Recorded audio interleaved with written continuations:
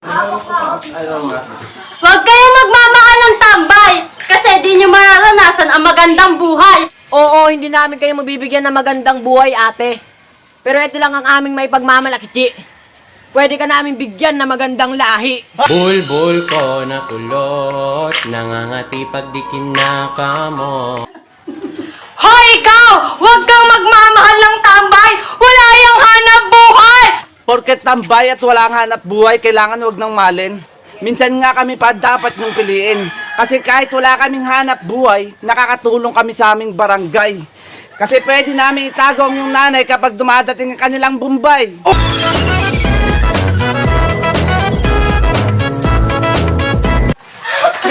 Hoy kayo! Tambay kayo ng tambay! Wala naman kayong silbi sa buhay! Wala daw kaming silbing mga tambay. Hoy, para sabihin ko sa'yo, may silbi din kami mga tambay. Kasi kapag nakatambay kami sa kanto, kami tinatanong ng Shopee kung saan yung bahay nyo. Hey, shawty. Hey, darling. Hey, baby girl. Hoy ikaw! Huwag kang magmamahal ng tambay kasi puro yan tambay! Hoy, Tinay! Kahit puro ako tagay ng tagay, ikaw lang mamahalin ko habang buhay.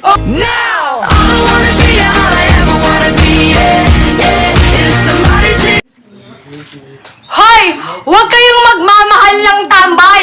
Puro lang niyang away! Alam mo, Duday, kahit puro ko away, hindi ako magsasawang mahalin ka habang buhay kahit magalit aking nanay. At saka kahit puro ko away at tambay, marunong naman ako sa gawaing bahay. Real talk lang to my man. Meron kang bars pero broke ka pa rin. Race cars at Huwag kayong magmahal ng tambay! Siguradong yari kayo sa inyong nanay.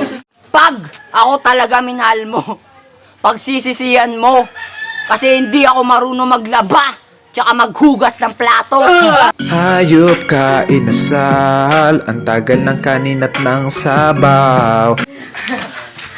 Huwag kayong magmamahal ng tambay kasi puro yan pabigat sa buhay! Pabigat daw ako sa buhay, sabi nito ni Inday. Hoy, ito yung totoo. Sa sobrang payat ko, di na ako makain sa aming bahay para lang di matawag na pabigat ni nanay.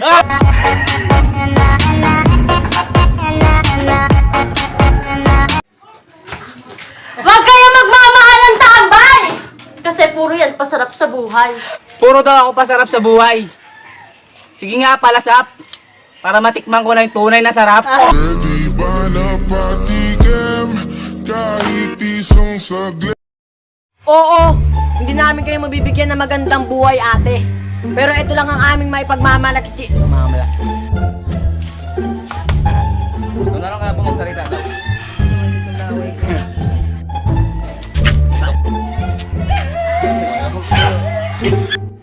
Pabigat daw ako sa buhay, sabi nito ni Inday.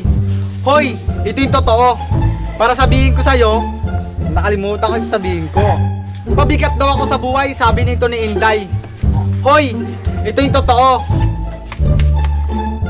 Puro daw ako pasarap sa buhay.